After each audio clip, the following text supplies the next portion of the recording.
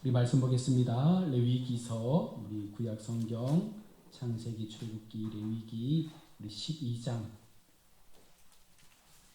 1절로 우리 8절 말씀을 우리 한 절씩 교독하겠습니다. 레위기 12장 1절에서 우리 8절의 말씀을 한 절씩 교독하겠습니다. 여호와께서 모세에게 말씀하여 이르시되 이스라엘 자손에게 말하여 이르라. 여인이 임신하여 남자를 낳으면 그는 이래 동안 부정하리니 곧 월등할 때와 같이 부정할 것이며 여덟째 날에는 그 아이의 포피를 벨 것이요 그 여인은 아직도 30살을 지내야 사냥이 해결하니 정결하게 되는 이 아이 차기 전에는 성물을 만지지도 말하며 성소에 들어가지도 말 것이며 여자를 낳으면 그는 두 일해 동안 부정하리니 월경할 때와 같을 것이며 산혈이 깨끗하게 되면 60일이 지내야 하리라. 하늘이나 낮가나 정결하게 되는 이 아이 자면 그 여인은 번제를 위하여 1년 내 어린 양을 가져가고 속죄제를 위하여 집 비둘기 생기나 사 비둘기를 만방문 제사장에게로 가져갈 것이요 제사장은 그것을 여호와 앞에 드려서 그 여인을 위하여 속죄할지니 그리하면 산혈이 깨끗하리라. 이는 아들이나 딸을 생산한 여인에게 대한 규례니라.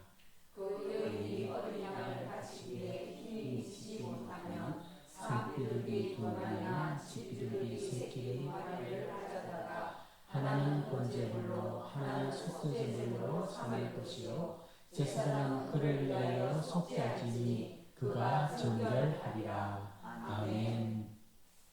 할렐루야. 우리 계속해서 우리 수요일마다 레위기의 말씀을 살피고 있는데요. 오늘은 12장 우리 산모의 정결에 대한 규례입니다. 아마 이 말씀을 설교로 듣는 경우가 잘 흔치는 않을 텐데요. 왜 성경에서 하나님께서 산모가 아이를 낳는 것까지 규례로 정해서 우리 가운데 말씀을 하시는 것일까? 우리 앞전에는 우리 음식에 대한 규례를 나누었고 또 이번에는 산모의 정결 규례인데 여러분 산모가 아이를 낳는 것은 굉장히 숭고한 일인데 오늘 본문에 보면 남자 아이일 경우에 1회 동안 여자 아이일 경우에 두 1회 동안 부정하다라고 그렇게 규정을 하고 있는 거예요. 성경은 우리에게 출산을 장려하고 있고 또 출산이 또 자손이 번성하는 것이 복이라고 말씀을 하고 있는데 오늘 레위기 12장에서는 산모가 아이를 낳는 것에 대해서 이것을 부정하다라고 그렇게 말씀하면서 번제와 하나님 앞에 그 속죄의 제사를 드릴 것을 말씀합니다. 본래 인간의 출생과 번성은요 하나님의 창조이며 그것이 복이라고 분명 성경은 말씀했습니다. 창세기 1장 28절의 말씀을 보시면 하나님이 그들에게 복을 주시며 이르시되 생육하고 번성하여 땅에 충만하라. 이것이 하나님께서 인류에게 주신 가장 아름다운 복이죠. 우리가 인류를 지키기 위해서는 반드시 우리가 생육하고 번성해서 그 모든 인류가 땅에 충만하게 될 때 이것이 하나님 앞에 영광이 되고 우리 인류에도 그것이 참 은혜의 복이 되는데 왜 하나님은 레위기의 규례에서 이것을 부정하다라고 말씀을 하는 것일까? 이것은 여기에 분명한 의미를 담고 있습니다. 인간이 언제 타락했습니까? 최초의 타락이 언제예요? 아담과 하와를 통해서 이제 타락을 하게 되잖아요. 사단의 게임에 빠져서 하나님께서 말씀하신 그 언약을 파괴하는 순간 인간의 삶 가운데는 죄라는 모습들이 나타나게 되고 결국 하나님은 그 죄의 결과로 남자에게는 노동을 해야 먹고 사는 땀 흘림의 수고를 허락하셨고 여인에게는 출산의 고통을 통해서 너희가 지은 죄의 그 값이 얼마나 위험한 것인가 무서운 것인가를 우리 가운데 보여주기 위해서 하나님 그렇게 말씀을 하신 것입니다. 본래 하나님의 의도에서 여러분 이 죄라는 것은요 원래 인생의 그 시간 속에서 벗어난 결과거든요. 처음 하나님께서 에덴 동산을 만드시고 사람을 만드셔서 그 속에서 영원토록 하나님을 바라보며 온전한 그 천국의 삶을 살기를 바라셨는데 인간 마음속에 욕심이 들어오게 되고 그 욕심을 마귀가 알아채린 거잖아요. 그리고는 그 마음을 흔들어서 하나님보다 더 높아질 수 있다라는 그 마음을 심어줌을 통해서 아담과 하와가 범죄를 하게 됩니다. 여기에서부터 하나님의 의도는 어긋나기 시작한 것입니다. 따라서 해산한 여인은 일정 기간 정결 예식을 거쳐서 하나님과의 관계를 정상화해야 한다라고 말씀하고 있는 것이죠. 우리가 생각할 때 가장 정결할 것 같은 이 출산이 부정하다라고 말씀하는 것은 약간 이상하게 보일 수 있잖아요. 우리 모두가 아이가 출산하면 정말 모두가 기뻐하고 그것을 축하해 주는데 하나님은 오늘 그것을 부정이라는 단어를 써서 우리 가운데 말씀을 합니다. 자, 성경은요 매우 분명하게 그 이유가 왜 부정한가에 대해서 12장 4절은 피로 더러워진 몸이기 때문이다라고 말하죠. 피는 생명이라 말했고 레위기의 규례 속에서 하나님은 우리가 피에 더럽혀지지 않기를 원하신다라고 말씀을 한 것입니다. 여러분 그런데 한번 생각해 보시면 이 구약 시대로부터 시작되어진 죄의 값이 결국은 피로 인해서 우리 가운데 갚아지게 되는데 결국은 예수 그리스도의 그 피로 부정해진 우리의 모든 피가 다시금 회복된다라고 하는 이 아이러니한 이 현상들이 우리 신앙 속에 결론적으로 임하게 되는 거예요.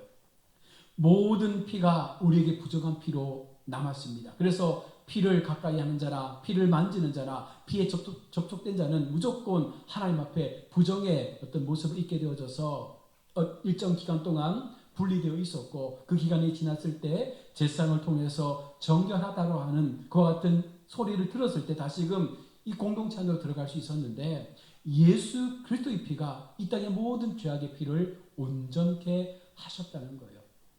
여러분 그것이 우리가 오늘 은혜 시대를 살아가면서 예수님을 통해서 얻게 된 참된 구원의 길이 열렸음을 말씀하고 있는 것입니다.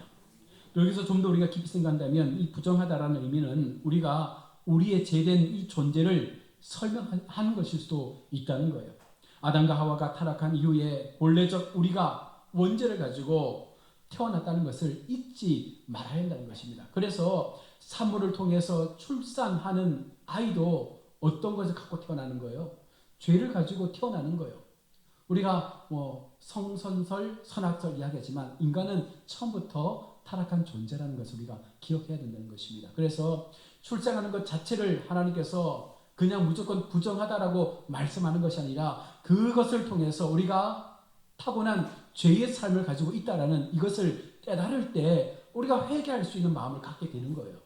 우리가 죄인됨을 인정하지 못하면 우리 마음 가운데 회개할 이유가 생겨나지 않는 것이죠. 그래서 태어나는 그 순간부터 산모와 그 아이가 부정을 입었음을 인정하고 다시 말하면 우리가 죄인의 삶을 가지고 이 땅 가운데 처음에 그 발걸음을 시작했음을 인정하면서 하나님 앞에 우리의 속죄의 제물을 드려서 우리가 다시금 하나님 앞에 거룩함의 삶으로 거듭날 수 있는 그 은혜의 시간들을 하나님 앞에 드리는 것이 중요하다라는 것을 말씀을 하고 있는 것입니다.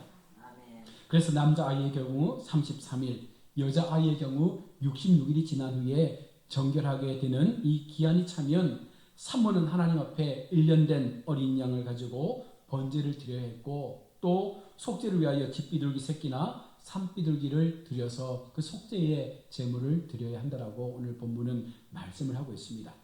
다시 우리가 본문의 말씀으로 들어가 보면 12장 2절에 1회 동안 부정하리니라고 말씀을 하죠. 출산시 피나 여러 가지 부산물이 그 산모의 몸을 통해서 흘러나오기 때문에 그것을 하나님은 부정하다라고 말씀했고 앞서 말씀드린 대로 인간의 출생 자체가 원죄를 가지고 태어나기 때문에 그 삶 자체가 부정하다는 것을 우리 가운데 깨우쳐 주는 것입니다. 심한 고통과 함께 수반되는 이러한 이 유출물들은 타락으로 인한 심판의 결과이기 때문에 우리가 해산의 고통을 당한다라고 성경은 기록하고 있는 것입니다. 그래서 하나님 앞에 의식상 부정한 것으로 간주되는 거예요. 출생 자체가 축복된 것이고 귀한 것이지만 하나님 앞에 새로운 언약의 관계를 맺기 위한 그 출발의 그 첫 번째를 우리가 부정을 씻겨내기 위한 정결 예를 통해서 산모와 그 자녀 모두가 하나님 앞에 거룩한 자로 세워지는 것이 너무나도 중요하다라는 사실을 우리에게 말씀을 하고 있는 것입니다. 창세기 3장 16절에 또 여자가 여자에게 이르시되 내가 네게 임신하는 고통을 크게 더하리니 내가 수고하여 자식을 낳을 것이며 너는 남편을 원하고 남편은 너를 다스릴 것입니다. 이것이 바로 죄의 결과로 인한 여성이 감당해야 될 평생의 삶의 모습이라는 것입니다. 여기서 1회 동안의 부정은요, 다른 사람과 접촉할 수 없는 철저한 그 부정의 기간, 모든 그 관계를 단절해서 아이와 산모만이 딱 붙어 있는 시간을 말씀하고 있는 것이고, 그 후에 33일을 더 부정한 것으로 여겨서 하나님의 성소에 나갈 수 없는 그 기간을 딱 정해놓고 있다는 거예요. 따라서 여인이 남자아이를 출산했을 경우에는 도합 40일을 하나님 앞에 의식상 부정케 되어져서 분리되어져서 자신의 그 시간들을 철저하게 나의 죄를 씻는 마음으로 하나님 앞에 거룩해질 수 있는 그 시간들을 살아가면서 40일의 시간을 보내야 했습니다. 또한 12장 3절에 보면 여덟째 날이라고 해서 여덟째 날에 할례를 행할 것을 말씀하고 있는데, 여러분 아이가 출생한 지 여덟째 날이 되면 할례를 행합니다. 그런데 성경에는요, 이 8이라는 숫자에 대해서 굉장히 많은 의미를 부여하고 있습니다. 창세기 7장 12절에 보면 너희는 대대로 모든 남자는 집에서 난 자나 또는 너희 자손이 아니라 이방 사람에게서 돈으로 산 자를 막론하고 난 지 8일 만에 할례를 받을 것이라 라고 말씀하면서 이 8이라는 시간을 그에게 정해 주었습니다. 자, 숫자가 많은 의미를 우리 가운데 주는 것을 여러분 믿죠? 우리도 내가 좋아하는 숫자를 다 가지고 있지 않습니까? 여러분도 나름대로 좋아하는 숫자를 가지고 있죠? 네. 한국 사람들은 어떤 숫자를 좋아합니까? 7자를 좋아합니까? 7이라는 숫자는 4자를 싫어하죠. 그래서 엘리베이터에도 옛날에는 F라는 그 기호를 써서 4층을 이렇게 표시했고, 이 4자를 싫어합니다. 죽을 사라는 그 단어가 생각나서. 또 서양 사람들은요, 7을 좋아하고 13이라는 또 숫자를 되게 싫어한다라고 말합니다. 자, 그런데 성경에서 이 8이라는 숫자의 의미를 부여하는 것을 우리가 어떤 맥락으로 볼 수 있냐면, 이 8은요, 부활을 상징하는 숫자이기도 하고 생명을 상징하는 숫자이기도 하고 모든 것의 출발을 의미하는 숫자이기도 하라는 것입니다. 성경에서 말씀하고 있는 이 8에 대한 개념이에요. 우리가 좀 더 살펴보면 노아 홍수 때 구원받은 자의 수가 8명이었거든요. 노아와 노아의 그 자녀들과 그 자손들을 포함해서 8명의 가족만이 구원을 받았고, 그들이 모든 심판에서 사라졌을 때 그 8명만이 새롭게 하나님의 나라를 세워갈 수 있는 그 출발점 가운데 세워지게 됐다는 것입니다. 또한 이스라엘 남자는 난지 오늘 본문의 말씀처럼 8일 만에 할례를 받아야 한다라고, 이것은 율법으로 정해진 규례입니다.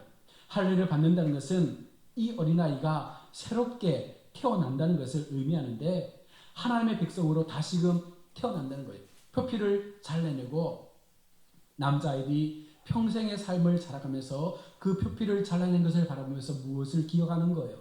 하나님 앞에 내가 언약으로 세워졌다라는 사실을 늘 인식하면서 살아갈 것을 하나님은 표식으로 남겨두신 것입니다. 그래서 골로새서 2장 11절로 13절 말씀해 보시면, 또 그 안에서 너희가 손으로 하지 아니한 할례를 받았으니 곧 육의 몸을 벗는 것이요 그리스도의 할례니라. 너희가 세례로 그리스도와 함께 장사되고 또 죽은 자들 가운데서 그를 일으키신 하나님의 역사를 믿음으로 말미암아 그 안에서 함께 일으키심을 받았느니라. 또 범죄와 육체의 무할례로 죽었던 너희를 하나님이 그와 함께 살리시고 우리의 모든 죄를 사셨다라고 말씀하고 있는데, 여러분 이 남자의 그 할례를 통해서 이 아이들이 하나님의 언약이 무엇인지를 기억하게끔 만드는 거죠. 그리고 그 언약에 들어가게 되었을 때 우리는 영원한 하나님의 그 생명의 삶을 누리며 살 수 있다라는 그 약속이 그들에게 희망이 될 수 있도록 하나님은 이 할례를 요청하고 있는 것입니다. 결국은 할례는 언약을 잊지 않도록 하기 위한 하나의 징표로서 남겨두신 거예요. 그런데 또 일부 의학자들이 말하는 걸 들어보면 아이가 태어나고 8일째가 되는 날이 가장, 그 당시에는 이 수술 도구가 없잖아요. 돌칼을 갈아가지고 그 아이의 표피를 잘라냈단 말입니다. 생사를 찢는 건 아니겠어요? 그런데 얼마나 고통스럽겠어요. 그런데 의사들의 말에 의하면 태어나고 8일째가 가장 고통을 적게 누리는 그 시간이라고 합니다. 그러니까 하나님은 너무나 정교하게 그 언약에 대한 상징도 표현하시면서 또 아이들이 최소한 고통을 덜 받을 수 있는 그 날짜를 정하셔서 하나님의 그 약속을 지키도록 하셨다라는 것이고, 또 이 팔이 언제 등장하냐면 이스라엘에는요 7년째가 되는 해를 안식연으로 그렇게 지켰지 않습니까? 안식년은 땅을 쉬게 하고 또 종을 해방시켜주고 빛을 면제해주는 자유가 선포되는 날인데, 이 제8년은요 안식년이 지난 첫 해에 풍성한 소출이 기대되는 그와 같은 은혜를 바라보는 날이 이 8년째란 말입니다. 그래서 이 8이라는 숫자는 하나님의 풍성함, 새로운 출발에 대한 기대, 이 모든 것들이 바로 이 8이라는 개념 속에 이 구약의 개념으로 담겨 있음을 말씀하고 있습니다. 또한 나병 환자 같은 경우에도요, 나병에 걸렸을 때 그는 성 밖으로 쫓겨나지 않습니까? 그런데 그가 하나님의 은혜로 고침을 받았을 때 무조건 다시금 이스라엘 공동체 안으로 들어오는 것이 아니라 어떻게 되는 것입니까? 그가 고침을 받았다라고 제사장으로부터 선언을 받고 난 이후에 8일 동안 여전히 그곳에 머물러 있다가 8일이 지난 이후에도 더 이상 그 나병이 발병하지 않을 때 이제는 완전하게 나았음을 인정받고 공동체 안으로 들어와서 함께 생활할 수 있는 그런 약속이 그들 속에 주어졌던 것입니다. 이것도 의학적으로 볼 때 여러분 어떤 병이 고쳐졌는데 이 8일이라는 기간 동안에 재발할 수 있는 확률이 가장 높다고 해요. 8일이 지난 다음에도 이 병이 다시 발병하지 않는다는 것은 다시금 재발할 가능성이 없다는 것을 반증해 주는 부분들이거든요. 그래서 하나님은 이렇게 철저하게 이 모든 규례에 대해서 그 시간을 8이라는 개념 속에서 만들어 놓고 있다는 것입니다. 우리가 주일날 나누는 팔복도 여러분 이 8이라는 숫자의 개념이지 않습니까? 하나님께서 이스라엘 백성에게 주시는 8가지의 온전한 영적 복을 말씀하시면서 그들이 어떻게 사는 것이 진짜 하나님 나라의 백성으로서의 삶을 사는 것인지를 팔복의 말씀을 통해서 우리 가운데 주시고 있다는 것입니다. 위의 사실들을 통해서 볼 때 성경에서 나오는 숫자 이 8의 의미는요, 부활과 해방과 새 출발과 구원이라는 그 상징들을 다 담고 있다는 것입니다. 그래서 오늘 레위기에서 이 8이라는 개념들을 할례의 개념에 비춰 말하지만 결국 이것은 우리가 영원한 하나님의 구원 속에 들어갈 그 소망들을 아울러 보여주고 있는 말씀이기도 한 것입니다.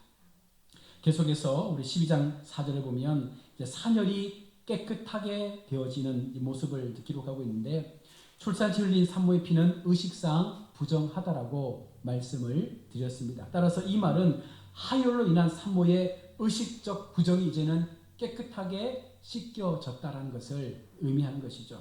여기서 성소라는 단어가 등장하는데 12장 우리 4절에 보시면 그 여인은 아직도 33일을 지내야 사녀리 깨끗하리니 정결하게 되는 기한이 차기 전에는 성물을 만지지도 말며 성소에 들어가지도 말라라고 말씀을 하고 있는데, 이 성소는 히브리어 마크다시라는 단어에 분양하다, 또 전설병, 상, 금초대 있는 그런 어떤 성소를 의미하는 것이 아니라 바로 코데시라는 이 포괄적 의미로 하나님께서 구비하여 놓으신 모든 거룩한 부분들을 다 담고 있는 말씀이에요. 달리 말하면 이 산모는 그 기한이 차기 전까지는 하나님께서 구별해 놓으신 그 모든 자리에 나갈 수 없다는 것입니다. 그 기한이 끝나고 난 다음에 일반적인 세상의 삶으로 나가서 그 여인의 삶을 살아갈 수 있도록 하나님께서 철저하게 분리를 시켜놓고 있는 것이죠.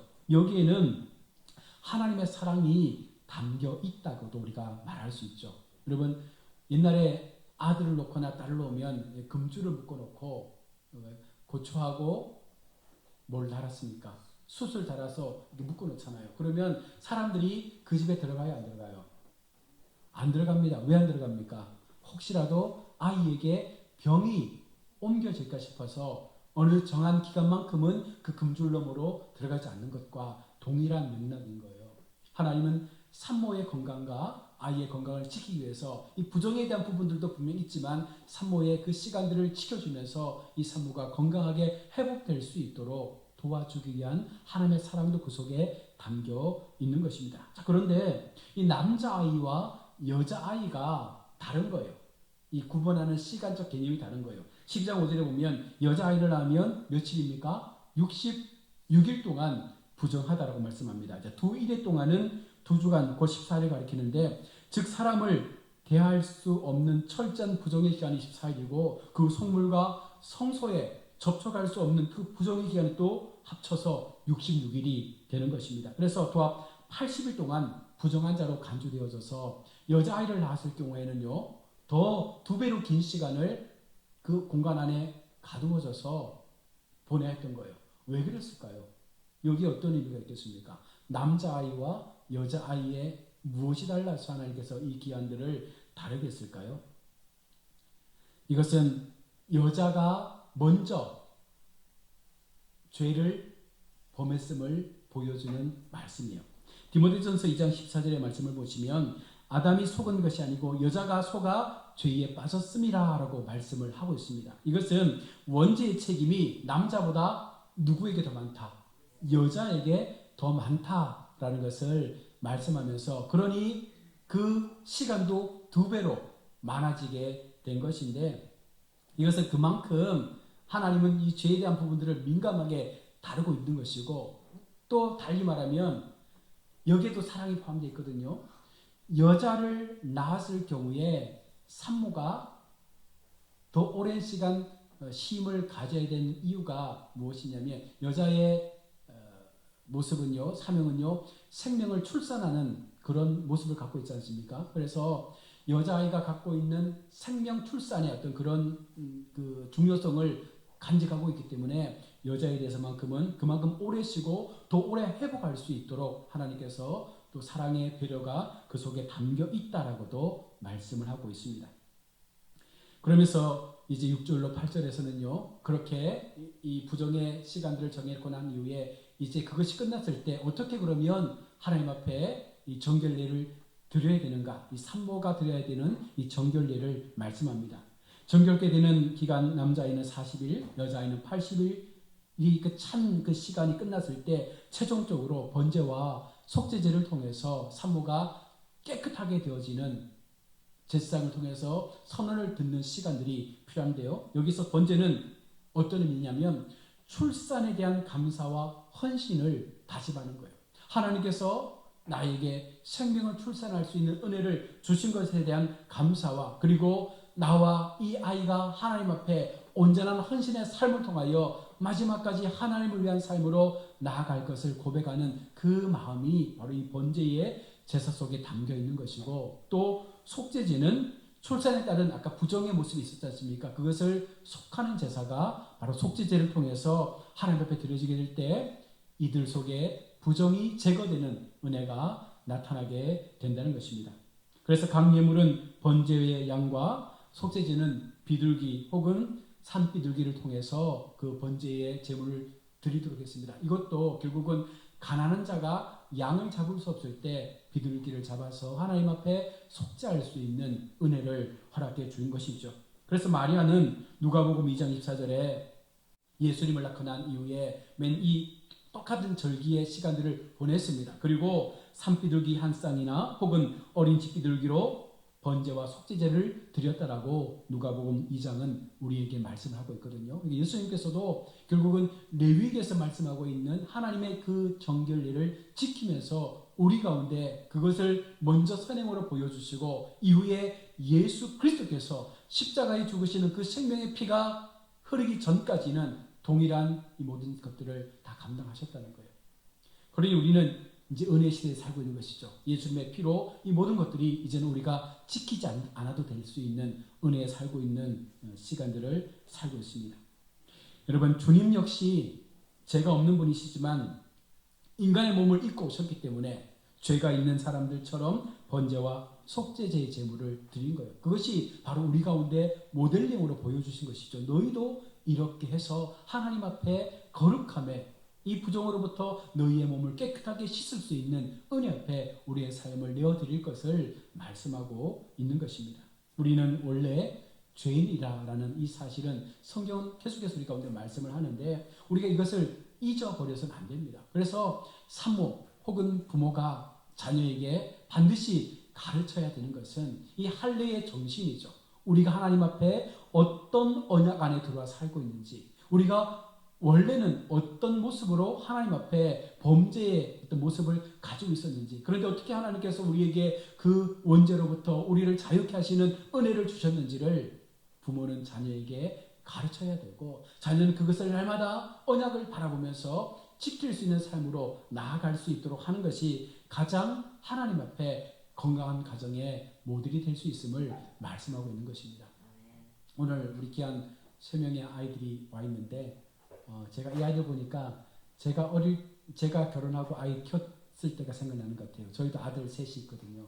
그래서 항상 예배 시간에 엄마가 이렇게 딱 앉혀놓고 예배를 늘 드렸던 그런 기억들이 있는데, 아마 이 기억이 이 아이들에게는 지금은 힘들 수 있고 지루할 수 있겠지만 이것이 분명 하나님 앞에는 큰 은혜를 열어갈 수 있는 축복의 시간들이 될 줄로 믿습니다. 하나님은 결코 우리가 하나님 앞에 드려진 우리의 수고, 우리의 시간들에 대해서 결코 그냥 흘려버리도록 내버려 두지 않는다는 거예요.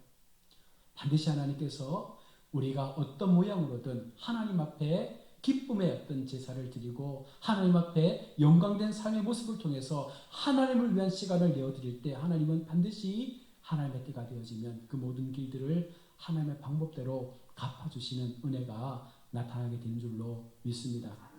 말씀을 정리하겠습니다. 오늘 레위기 13장에서 하나님께서 보여주신 이 산모의 정결규례, 하나는 하나님의 죄에 대한 이 부정을 분명하게 우리 가운데 말씀하면서 우리가 어떻게 해서든 하나님 앞에 거룩함으로 나아가는 그 기한이 차기까지 준비된 자세로 기다려야 한다는 것과, 또 한 가지는 그 속에 하나님의 사랑이 있어서 산모를 지키고 또한 그 아이를 지키는 그 기한을 하나님 허락하셔서 충분히 쉴 수 있는 은혜를 허락해 준 거예요. 오늘날도 여러분 출산하고 나면 어디 갑니까? 산후조리원 가잖아요. 그 15일이 정말 쉴 수 있는 시간이지 않습니까? 다시 일상으로 돌아오면 정말 힘든 이 피 터지는 전투를 해야 되지 않습니까?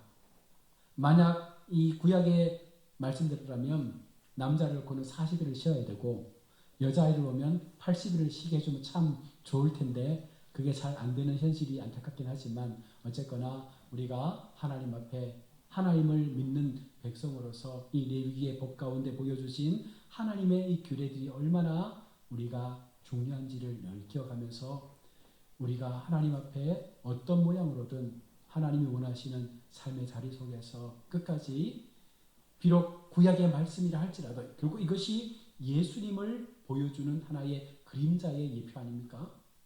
예수님께서 죽으신 그 십자가의 사랑이 결국은 이 속에 다 담겨 있다는 사실을 기억하면서 마지막까지 하나님 앞에 정결한 자로 거룩한 자로 늘 우리가 내게 허락하여 주신 하나님의 그 할례의 언약을 기억하면서 끝까지 이 믿음의 자리에서 우리가 멀어지지 않는 복된 신앙의 걸음들을 걸어가시는 우리 모든 성도들 되시기를 주의 이름으로 축원합니다.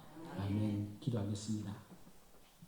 하나님 아버지 은혜를 감사합니다. 오늘 레위기 말씀을 통해서 산모의 정결 규례에 대한 말씀을 나누었습니다. 다소 생소할 수 있고 이것이 왜 성경에 기록되었는가 싶지만 분명 하나님은 그 속에서도 하나님의 사랑을 말씀하시고 하나님께서 너무나 중요하게 생각하시는 그 언약과 그 규례에 대한 부분들을 우리 가운데 분명하게 말씀하시면서 우리가 이것을 지킬 때 참 복이 되고 우리가 이와 같은 삶의 시간들을 온전히 살아낼 때 그것을 통해서 우리는 하나님 앞에 영광된 모습으로 나아가게 됨을 성경은 말씀하고 있습니다.